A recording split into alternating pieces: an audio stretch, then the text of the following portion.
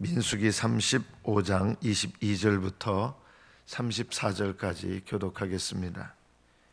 민수기 35장 22절부터 34절, 22절부터 교독합니다. 악의가 없이 우연히 사람을 밀치거나 기회를 엿봄이 없이 무엇을 던지거나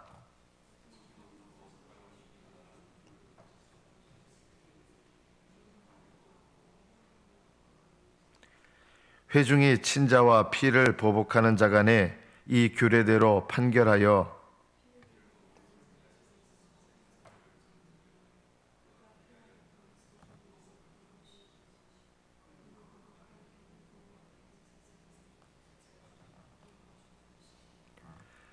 그러나 살인자가 어느 때든지 그 피하였던 도피성 지경 밖에 나가면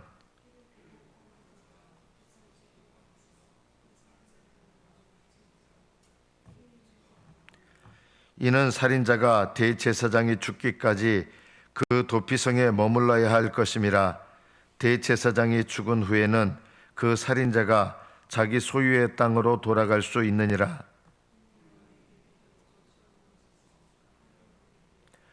사람을 죽인 모든 자, 곧 살인한 자는 증인들의 말을 따라서 죽일 것이나 한 증인의 증거만 따라서 죽이지 말 것이요.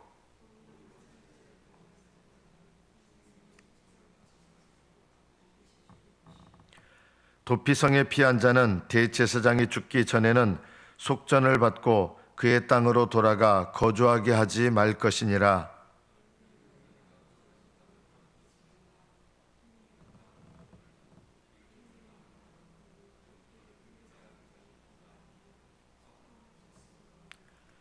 너희는 너희가 거주하는 땅, 곧 내가 거주하는 땅을 더럽히지 말라. 나 여호와는 이스라엘 자손 중에 있음이니라. 여기까지 받들어 읽겠습니다. 이 도피성은 고의적인 살인이 아닌 살인, 사람을 죽이게 된 사람이 정당한 재판을 받을 때까지 보호받는 장소입니다. 여러분은 이 도피성이 있습니까? 이 도피성은 첫 번째로 예수님이십니다. 여러분은 도피성에 늘 피하십니까? 도피성에. 예수님이 도피성이십니다. 예수님께 나아가는 것이 늘 도피성으로 들어가는 겁니다. 예수님께서는 도피성이셔서, 근데 이 도피성이 옆에 있는데 우리가 해야 될 일이 있습니다. 그 도피성으로 부지런히 가야 됩니다. 얼마나 부지런히 가야 되느냐? 죄가 여러분을 먼저 찾아내기 전에, 죄에 대한, 죄로 인한 어떤 심판이 임하기 전에 피해 보복자가 나를 먼저 찾아내서 나를 죽이기 전에 그냥 느긋하게 가는 거 아니에요. 아, 이거 큰일 났다. 이거 피해 보복자가 이거 알면 나를 죽이겠다. 이런 생각을 갖기 때문에 내가 깨달은 즉시 어떻게 되느냐? 도피성으로 뛰어가야 돼요. 최대한 빨리 뛰어가야 됩니다. 누구보다 빨리 뛰어가야 될까요? 피해 보복자보다 빨리 뛰어가야 됩니다. 그래서 도피성으로 가야 되는 게 그냥 느긋하게 가는 거 아니에요. 최대한 피해 보복자보다 빨리 가야 되기 때문에 애써서 가야 됩니다. 이게 무슨 의미일까요? 우리는 예수님께 피해야 되는데 어떻게 피하는지 아십니까? 느긋하게 피합니다. 느긋하게. 날마다 하나님 앞에 그날 죄를 고백하면서 도피성이신 예수님께 가야 되는데, 실제로 우리 신앙생활 보면 느긋해요. 죽을 때까지 느긋해요. 어떤 분들은요. 이게 안타까운 거죠. 내 죄를 고백하면서 날마다 주님을 만난다는 게 뭐냐면요, 날마다 죄를 고백하면서 도피성이신 주님께 가야 되는데 우리는 날마다 고백할 필요를 못 느낍니다. 그러니까 어떻게 삽니까? 실제로 주님께 피할 필요를 못 느끼는 거예요. 너무 느긋한 거예요. 그래서 그날 죄를 고백해야 되는데 그날 죄를 고백하지 않기 때문에 그 죄가 나를 사로잡아요. 왜냐하면 하나님께서 영적인 법칙이 있는데 날마다 그날 죄를 고백하면 주님께서 그 죄로 인해서 그 죄의 결과 속에서 우리가 살지 않게 하시는데 우리는 너무 느긋해서 그날 고백하는 삶을 사는 게 아니라 고백을 안 해요. 그러니까 실제로 어떻게 되느냐? 죄에 사로잡힌 삶을 살게 됩니다. 이것이 오늘 이 도피성을 통해서 우리에게 말씀하시는 첫 번째입니다.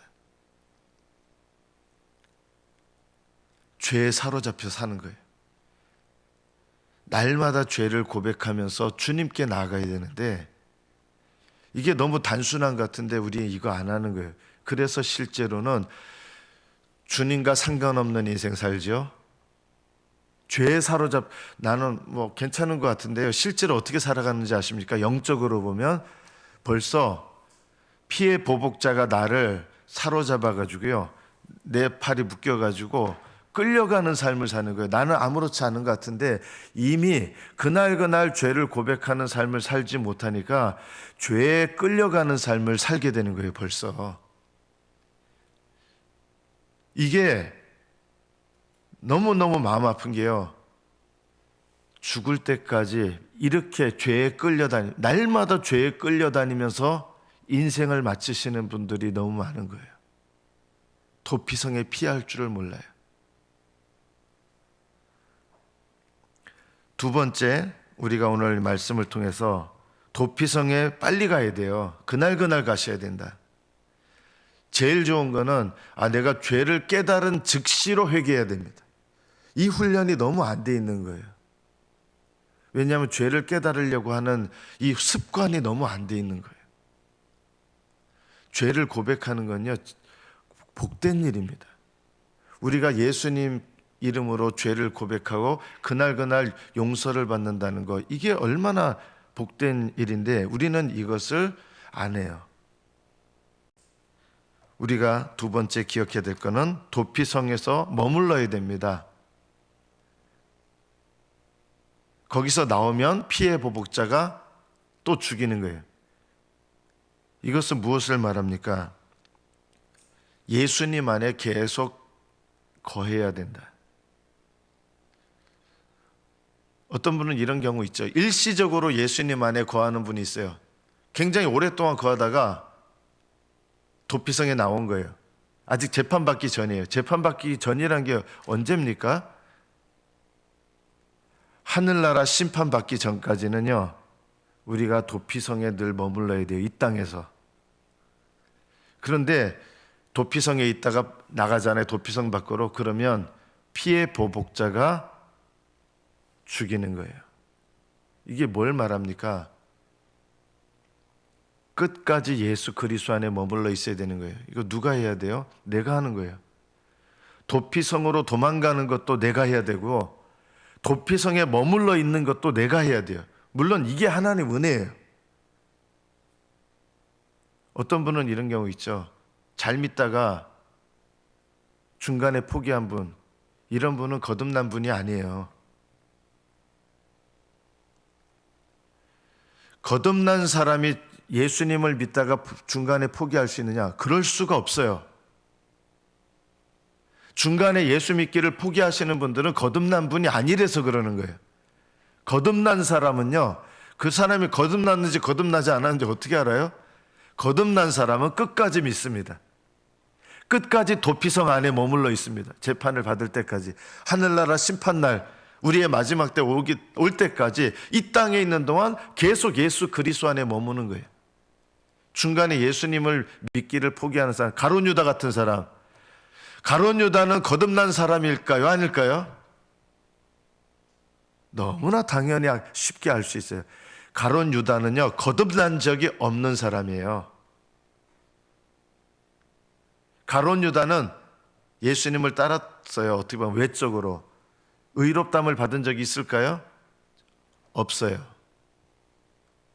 가룟 유다는 거듭난 적도 없고요. 의롭다 하심을 받은 적도 없고요.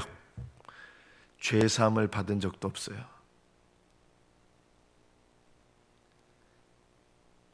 거듭난 사람은 끝까지 도피성이신 예수님 안에 머뭅니다. 즉시로 날마다, 이게 두 가지 모습이 다요. 죄를 범했을 때 즉시로 빨리 달려가서 도피성 안에 들어가야 됩니다. 예수님께 죄를 고백하는 거예요. 예수님 이름으로. 이것이 죄에 매이지 않는 방법이고, 도피성이신 예수님 안에 거듭난 사람은 늘 머물러 있어야 된다. 하나님이 택하신 자인지 아닌지 어떻게 합니까? 너무 쉽게 알 수 있어요. 하나님 택하신 자는요, 예수님 안에 끝까지 머물러 있다. 끝까지 예수님 안에 머물러 있는 사람이 택하신 자입니다. 너무 단순하죠.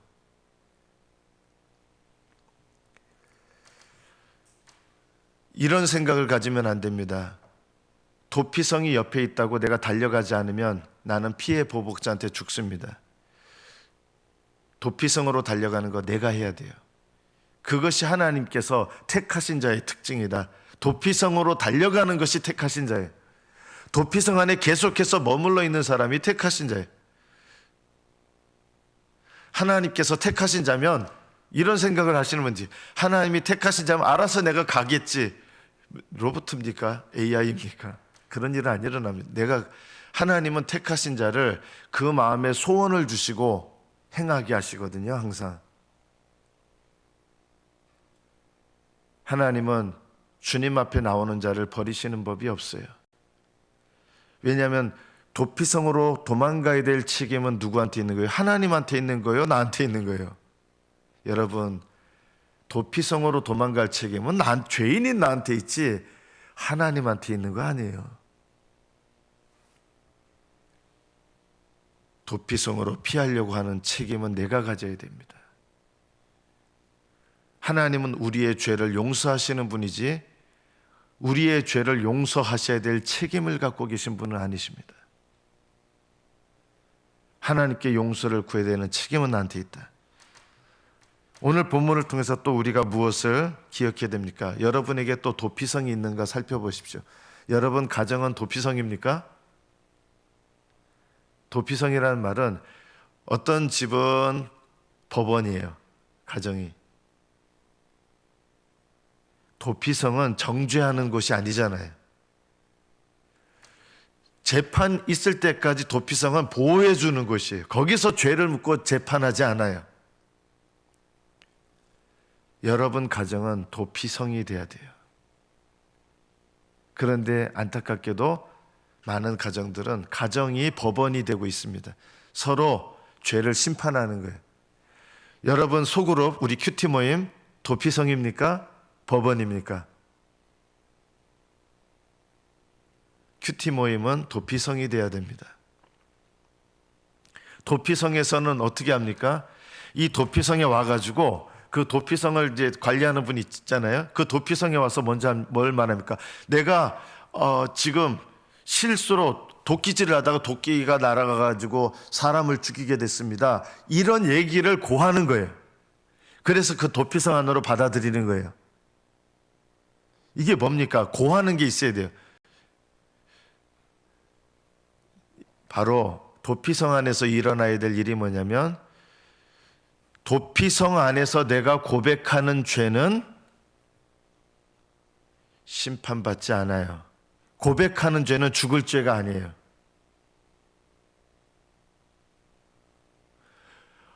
고의적인 살인죄는 뭐냐면요, 용서받지 못하는 죄인데 어떤 죄가 고의적인 살인죄일까요? 죄를 지어놓고 회개하지 않는 죄가 용서받지 못하는 죄예요. 고의적인 살인죄는 용서받지 못하는 죄를 말하는 거거든요. 이거는 도피성에 들어가도 안 돼요. 그런데 도피성에 들어갈 만한 죄는 고의적인 살인죄가 아닌 살인죄예요.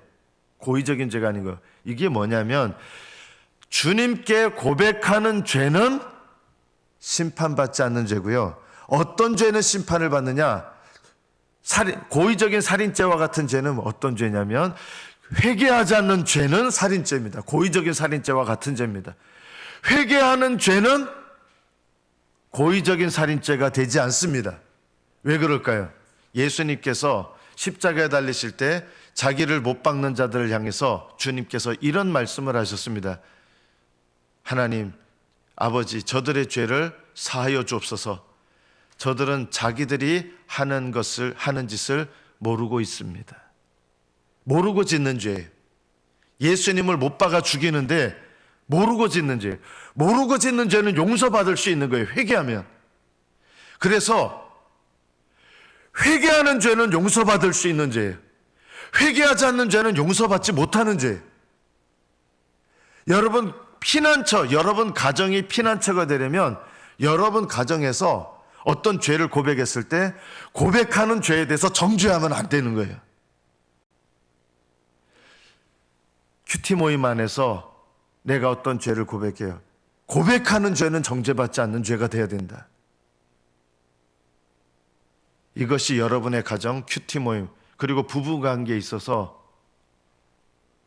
부부관계도 피난처가 돼야 돼요. 부부도요, 내가 죄를 고백하면 피난처가 되는 부부는 어떻게 돼야 되는지 아세요? 그 죄를 심판하면 안 되는 거예요. 용서해 줘야 되는 거예요. 보호해 줘야 되는 거예요. 지켜줘야 되는 거예요. 피난처가 되는 부부, 피난처가 되는 가정이 되려면 부모 자식 간에도요, 죄를 고백하고 가정 안에서 이런 가정이 오히려 건강한 가정이다. 정말 복된 가정이다. 죄를 고백하고 그 고백한 죄는 심판하지 않는 것. 우리 가정은 법원이 아니잖아요. 피난처가 돼야 돼요. 부부도 피난처가 돼야 돼요. 서로를 위한 피난처가 돼야 돼요. 교회도 피난처가 돼야 됩니다. 교회 안에서 제일 많이 일어나는 일이 뭡니까? 교회에서 사실 제일 많이 일어나는 게 비난하는 일이잖아요. 비난은요, 심판이거든요. 저도 사실 비난 받거든요. 목사님, 설교가 왜 그래? 이러면 교회도 사실 어떻게 보면은 설교하는 목사도 설교를 통해서 비난받거나 판단받으면 이것도 심판이에요. 교회가 피난처가 되면 어떻게 되냐면, 목사님, 설교, 이게 잘못됐고, 이게 부족하고, 이렇게 되는 게 아니라 어떻게 되냐면, 우리 목사님 설교 중에서, 오늘 내가 이 말씀을 판단받을 거는 그 하나님께 맡기고, 오늘 말씀 중에서 내가 깨달아야 될 게 이거구나 하면서 판단하지 않는 자세를 갖는 거예요. 여러분 설교 들으실 때 피난처가 되는 교회의 특징은 이거예요. 피난처가 되는 교회는요, 성도들이 목사의 설교를 심판하거나 판단하거나 비난하지 않아요. 저는 우리 교회가 그런 교회가 됐으면 좋겠습니다. 저도 또 역시 마찬가지예요. 저도 하나님 앞에 이렇게 말씀을 전하다 보면 예전에 이런 것들이 많다고 깨닫게 하시더라고요. 뭐냐면 옳은 말씀인데 심판하는 마음으로 말할 때가 있어요. 책망을 해야 되니까. 책망하는데 심판하는 마음은 육신에서 나온 거거든요. 육신은 혈기잖아요. 어떻게 보면 육신에서 나와서 심판하는 말씀을, 또 판단하는 말씀, 책망하는 말씀을 전하면 그거는요, 법원이 되는 거예요.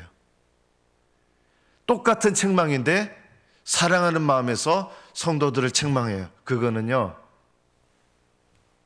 피난처예요. 사랑하는 마음으로 말하는 거하고, 책망이 사랑에서 나오면 그거는 하나님 말씀이에요. 은혜예요.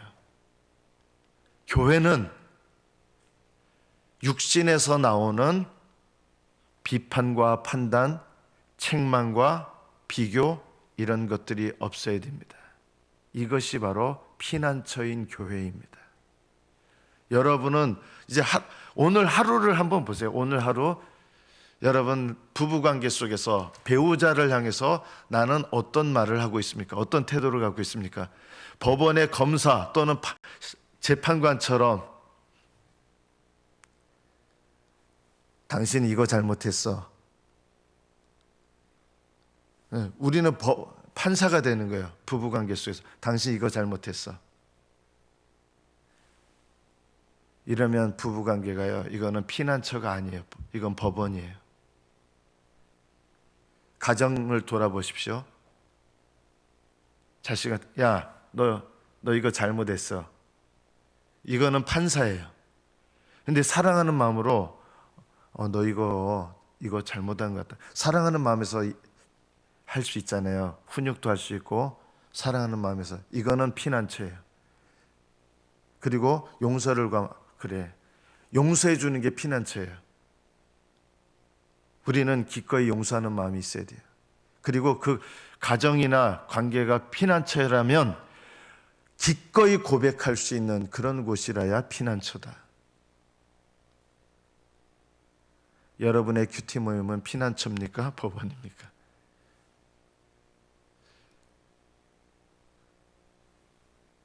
우리 리더에 대해서 우리 리더는 이게 부족하고 이게 부족하고 왜 이런지 몰라. 이렇게 하는 건 이건 법원이잖아요.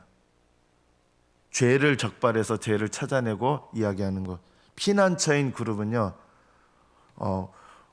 우리 리더님은 이게 부족하지만 그래, 내가 이걸 위해서 기도해 줘야겠다. 사랑하는 마음으로. 이게 피난처 아니겠습니까?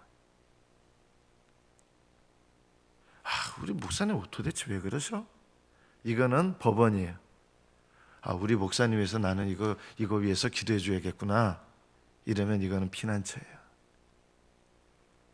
배우자끼리도 배우자를 향해서 왜 당신 이거밖에 못해? 이거는 법원이에요. 우리 남편이나 아내가 내가 이런 것들 위해서 내가 채워줘야겠구나. 원래 배우자는 서로 채워주는 거 아니에요? 돕는 배필, 채워주는 배필 아닙니까? 이거 내가 도와줘야겠구나. 이러면 피난처가 되는 거예요. 여러분이 속한 곳을 여러분은 피난처로 만들고 있습니까? 법원으로 만들고 있습니까? 서로의 책임을 또 묻는 거예요. 이거는 법원이에요. 법원은 서로의 책임을 물어요. 그래서 하나님 앞에서 저 사람의 책임 묻고 반대편은 저 사람의 책임을 묻고, 이거는 법원이잖아요. 법원에서 일어나는 일이잖아요. 피난처에서 일어나야 될 일은 이것이죠. 그 사람의 이야기를 듣고 그 사람이 고백한 거, 이야기한 거, 그 사람이 부정한 거, 그것을 그 피난처에서 받아줘서 보호해 주는 것입니다. 오늘 말씀은 나하고 상관없는 말씀인 것 같지만 피난처에 관한 말씀은 사실은 그리스도시기 때문에 우리에게 주시는 말씀입니다.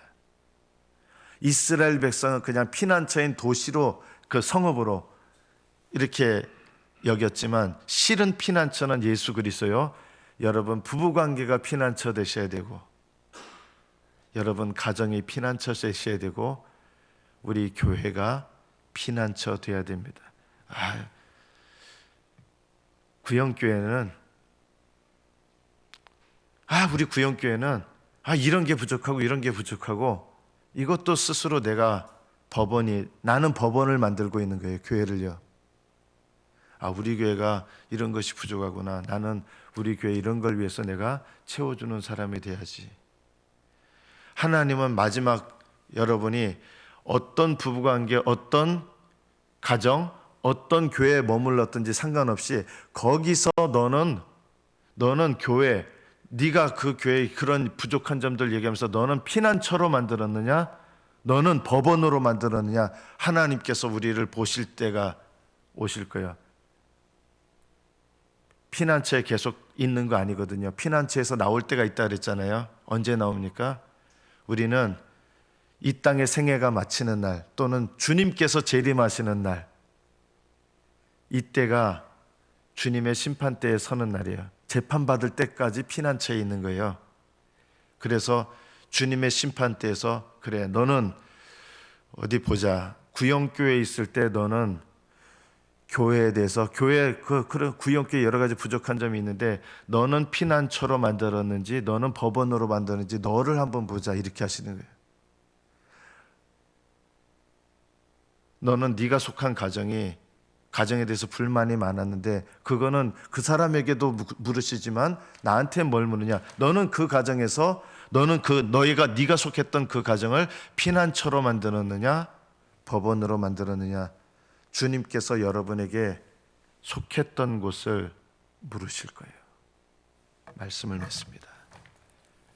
여러분이 속한 곳 어디에서든지, 심지어 저는 여러분에게 이 말씀 꼭 전하고 싶어요. 우리 구영교회 정말 고칠 게 많은 교회다. 그렇죠?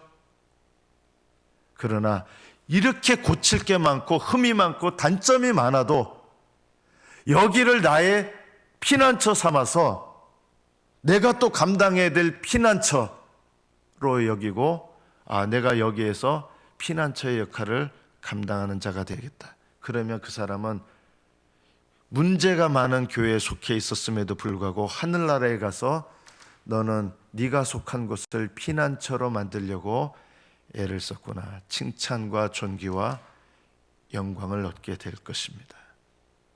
이것이 여러분에게 꼭 기억하셔야 될, 지금 여러분이 머물고 있는 곳에서 법원을 만들지 마시고 피난처로 만드십시오. 기도하겠습니다.